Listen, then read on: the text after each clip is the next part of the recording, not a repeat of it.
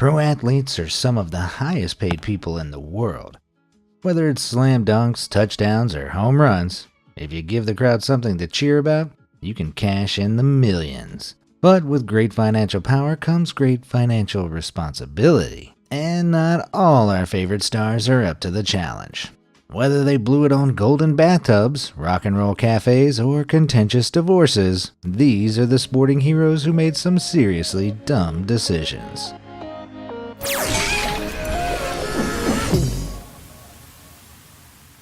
Iron Mike's spending hike.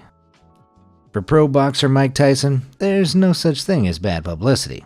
Able to turn any attention into showcase fights and publicity endorsements, Iron Mike became one of the highest paid athletes of all time. From his debut in 1985, his total career earnings rack up to a jaw-dropping $423 million, at least. So what did he do with all that money? Well, he blew his record-breaking fortune on just about anything money could buy. He bought opulent mansions, limousines, parties, clothes, motorbikes, and Bengal tigers. Yes, you heard me correctly. Mike Tyson bought 3 tigers as pets, and they lived right alongside him in his $2.5 million mansion, one of at least 6 he owned. But keeping tigers as pets is not cheap. Iron Mike coughed up $70,000 for the big cats, with another $200,000 a year going on their food bill alone. Not only that, but Tyson was forced to splash out another $125,000 just having them house trained. It's unclear if that even worked, considering one of the tigers, Kenya, ended up attacking one of Tyson's neighbors. For that incident, Tyson was forced to foot a $250,000 damages bill. That means in just the costs we know about, the multimillionaire spent at least $645,000 on tigers. Adding in the $173,000 80-carat diamond chain and $2 million golden bathtub, you can't be surprised that Tyson was bankrupt by 2003. Yep, a man who once bathed in a golden tub and could charge $30 million for one night's work was $38.4 million in debt. At the time of his bankruptcy, Tyson was 37. Only 7 years earlier, for his 30th birthday, the star had splashed more than $435,000 in just one night of partying. Now approaching 40, all Iron Mike had to show for it were climbing debts and more than $13 million in unpaid tax. But all was not lost. By 2021, Tyson has at least made some of his fortune back. No one can sniff at his current estimated net worth of $10 million. Yeah, that's a lot of money to the rest of us, but to Tyson, that's just 2.4% of his original fortune. I guess there is such a thing as having too much dollar, and Mike Tyson would know about biting off more than you can chew. Destructive Diego. Widely considered the greatest player of his generation, Diego Maradona's glorious 21-year soccer career saw him rise to a godlike status in his native Argentina, and earn some serious bucks. When he played for the Italian team Napoli between 1984 and 1991, Maradona raked in $3 million a year. On top of that, the star was inundated with sponsorships and endorsements totaling another $8 to $10 million. Maradona had it all. The star spent lavishly, scooping up 5 properties in Argentina, a $360,000 Rolls Royce, a BMW i8 worth around $175,000, and a diamond ring worth $360,000, to name a few assets. Later in his life, he was even gifted a large amphibious tank by the Belarusian government. Yep, when you get a free tank, you know you've made it. Being paraded on the streets in his new ride, Diego looked like the richest man on earth. But was he? In 2005, the Italian government revealed that Maradona had all of this money because he was evading tax. That's right. While he'd spent at least $895,000 on flashy cars and jewelry, the star owed a whopping $48.6 million in unpaid taxes. Despite this, when he sadly passed away in 2020, the Maradona family were expecting a substantial inheritance, with Diego claiming during his final days that he had $100 million in assets. But when the wake was over and the receipts came in, it was revealed his spending had taken a huge toll. To their horror, the Maradona family discovered their patriarch had only $500,000 left to his name. I mean, that's not bad, but it's hardly the millions they were expecting. And to this day, those debts to the Italian government still need to be paid. Man, not paying all that tax turned out to be super irresponsible. almost as irresponsible as not hitting those like and subscribe buttons below. Go on now, you know you want to. All done? Great. Now, which irresponsible sporty spender have we got next? Resourceless Raghib. As the wide receiver for Notre Dame in the early 90s, Raghib Ismail's star was on the rise. With hype building for a professional career, Ismail wanted to commit to the National Football League in 1991. But then something unexpected happened. The Toronto Argonauts, who were from the newly formed Canadian Football League, offered Ismail a whopping $18 million to play in Canada. After success there, he was eventually drafted back into the NFL as a wide receiver for the Oakland Raiders. In career contracts across both leagues, Ismail banked around $26.9 million. And then he retired in peace, right? Not Raghib. Instead of settling for a comfortable retirement, the ex-player embarked on a series of business ventures. Or more accurately, business blunders. There was the prepaid phone card idea, the calligraphy business, the religious movie, and craziest of all, the rock and roll themed cafe. And no, it wasn't the Hard Rock. Each one failed hard. Obviously, no one told Ismail that the rock and roll cafe idea might have already been taken. That might explain why, despite his $300,000 investment, Ismail still has no idea whether the restaurant ever materialized or not. Wow, Ismail may as well have thrown that $300,000 into the sea. Now, not all the failures were Ismail's fault. The Rock and Roll Cafe suffered from chronic mismanagement, a rite of passage for every rock group, and the souvenir shop was wiped out by Hurricane Katrina. But no matter the cause, there was no recovering the lost dollar. And so Ismail's fortune was well and truly wasted. Having lost it all, Ismail was able to avoid total bankruptcy through broadcast punditry. But even then, despite all he'd lost, the guy just couldn't stop investing. And if you can believe it, Ismail's final investment in the mouthguard company ByteTech actually paid off. He may have made some silly mistakes, but ByteTech is still in business. Raghib Ismail may not have all the money he once had, but at least we can say he's not broke anymore, which is more than can be said for some others on this list. Deplorable Dykstra. For baseball fans of a certain generation, Lenny Dykstra was the man. A heroic slugger for the New York Mets and Philadelphia Phillies, Dykstra was nicknamed Nails because of his uncompromising style of play.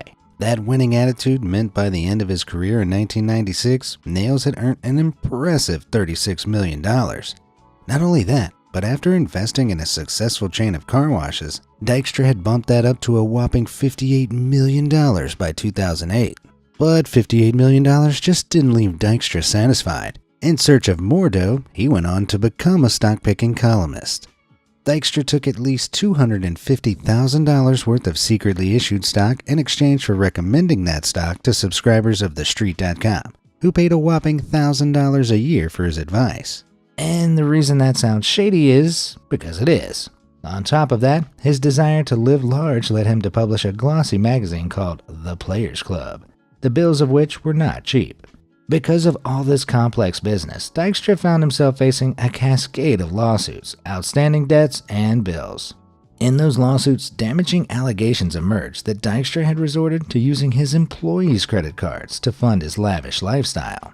On one, he left a $32,000 charge for a leased jet from Atlanta to Montana so he could watch his son's minor league baseball game. Doesn't exactly sound like a business expense to me. As a result, in 2012, Dykstra found himself on the receiving end of charges for both fraud and money laundering. After being sued for everything he had left, bankruptcy followed, as well as hard time behind bars. Times have changed, however. In August of 2020, Dykstra announced he had gone 27 consecutive months without being arrested. While that's a good start, he surely regrets the crimes and shady dealings that landed him with those jail sentences. Brash Brunell. Call it sad, but some folks are fans of the Jacksonville Jaguars. And if you're a Jaguars fan, you'll know the meaning of the word lose. Things were no different back in the late 90s, and the long-suffering team were ready for a star player to join their ranks.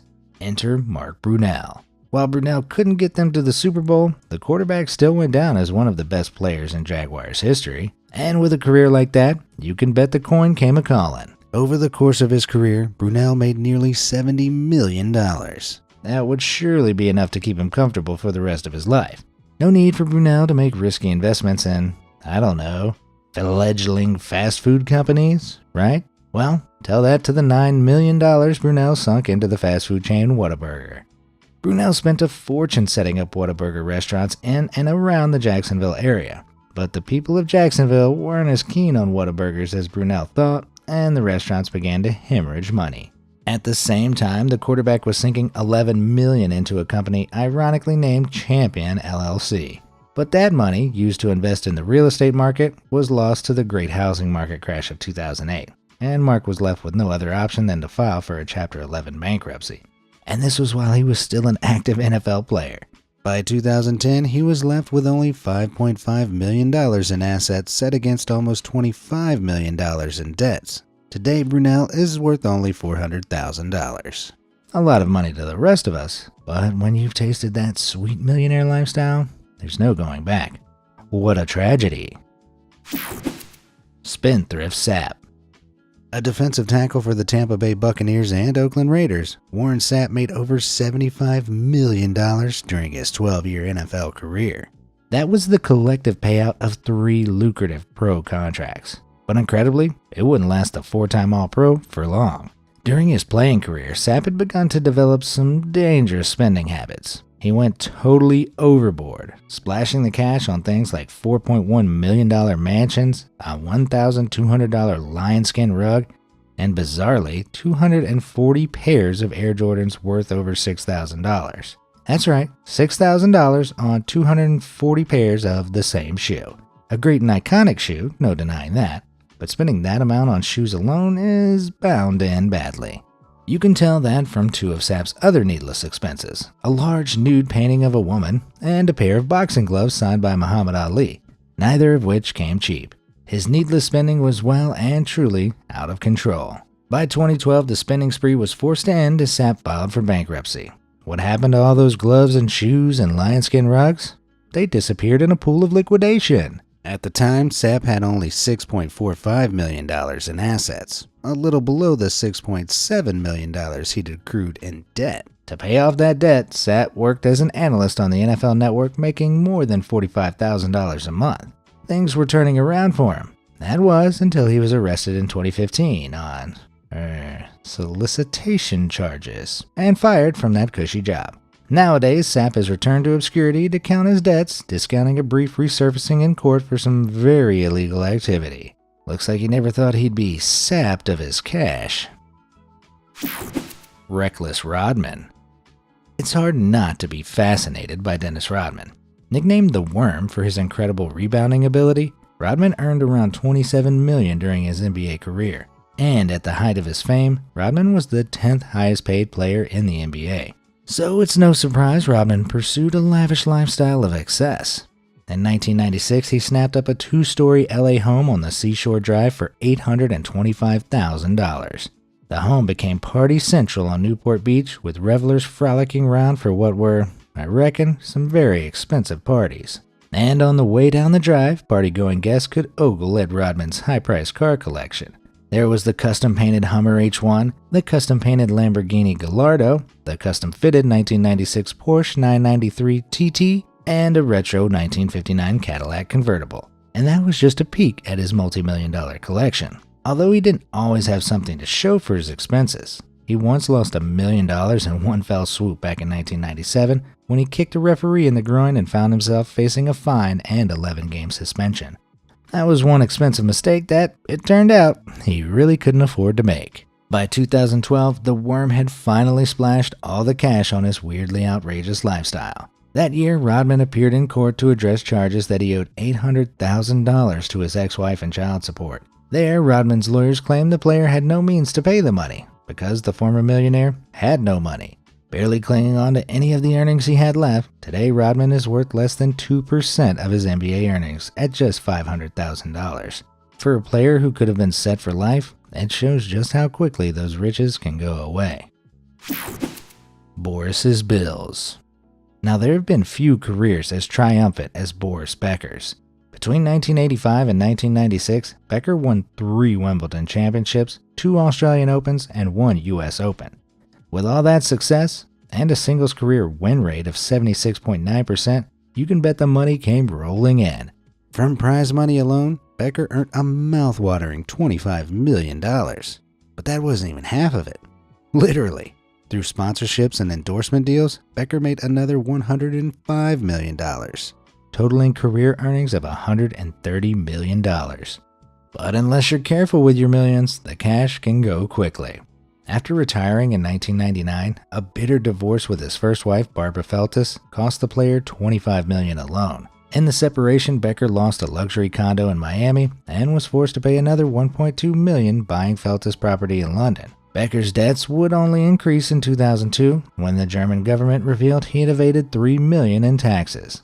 To avoid prison, Becker was forced to accept a huge fine of 300,000 euros, a little over $450,000 today. 10 years later, and Becker was still faulting on debts, this time on a luxury villa in Mallorca. The 62-acre property, complete with basketball court, guest house, and orange grove, would cost the one-time rich guy money he simply no longer had.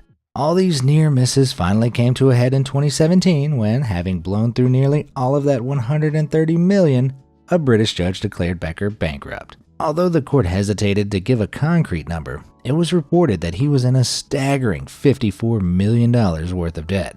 Becker would end up auctioning off his hard-earned trophies, raising $937,823 in the process. But not even that was enough to save him from a 2019 decision to extend his bankruptcy restrictions all the way to the 16th of October 2031. A decision made after the ever-responsible Becker was found to be hiding assets worth over $6.1 million. I guess between bankruptcy and Becker, bankruptcy wins. George's worst. From 1963 to 1974, George Best, the iconic player for soccer team Manchester United, scored 137 goals in 361 appearances for the team, cementing his place as a club legend. All that success didn't come without notoriety, however. Best also holds the distinction of becoming one of the first celebrity soccer players, and at the height of his fame, he was making the equivalent of $1 million a year. Much of that was used to fuel the player's hedonistic partying, which Best didn't deny. When Best filed for bankruptcy in 1983, he openly admitted to spending a whopping 90% of his money on women, drink, and fast cars. This also meant he couldn't afford to pay a £16,000 unpaid tax bill, which ballooned to £60,000, roughly $200,000 today, in the 10-year wrangle that followed. Inevitably, shortly after he retired in 1984, the superstar was totally broke. With his partying had come alcohol addiction and eventually illness. His final words, published in the News of the World, read simply, "Don't die like me." Wow, we'll let that one speak for itself. Immoderate Iverson. Nicknamed the Answer, Allen Iverson is considered one of the NBA's best ever players. To put his success in perspective, Iverson's playoff scoring average of 29.7 points per game is second only to the legendary Michael Jordan. Over his 15-year career, Allen Iverson raked in a dumbfounding $155 million. Now, Iverson didn't invest it or save it. Like many of the squandering stars in this video, Iverson straight up spent it. His monthly expenses included $10,000 on clothes, $10,000 on restaurants, and more than $10,000 on groceries. Yep, $10,000 on toilet paper and onions a month. That's because Iverson bought for his entire entourage, which could include as many as 50 people. Now, Iverson trusted his friends, but that might not have been the best decision. Suspicious of banks, Iverson would keep all his cash in garbage bags lying around his mansion, and on occasion a bag or two would mysteriously go missing. Doesn't take a genius to figure out where it was probably going. But it wasn't as if Iverson wasn't squandering the dough himself. His friends revealed that he'd routinely drop between $30,000 and $40,000 a night in strip clubs. Anecdotally, this happened so often that Iverson would scoop up his own money from a previous night and toss it down a second time. Iverson's wastefulness continued and continued. At one point, his spending was so excessive that upon departing a flight at the airport, Iverson bought a whole new car when he forgot where his ride was parked. Now that's just boasting.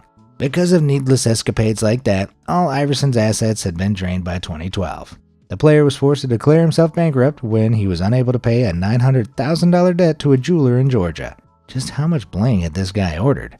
But fortunately, Iverson had one lifeline remaining.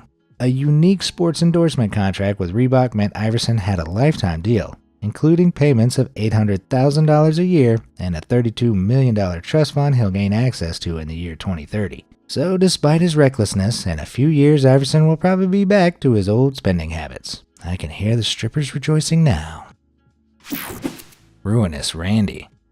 During his 12-year career in the NBA, Randy Brown earned a $15 million fortune. They were 12 successful years for Brown, who won 3 championships with the Chicago Bulls, a team spearheaded by the return of Michael Jordan.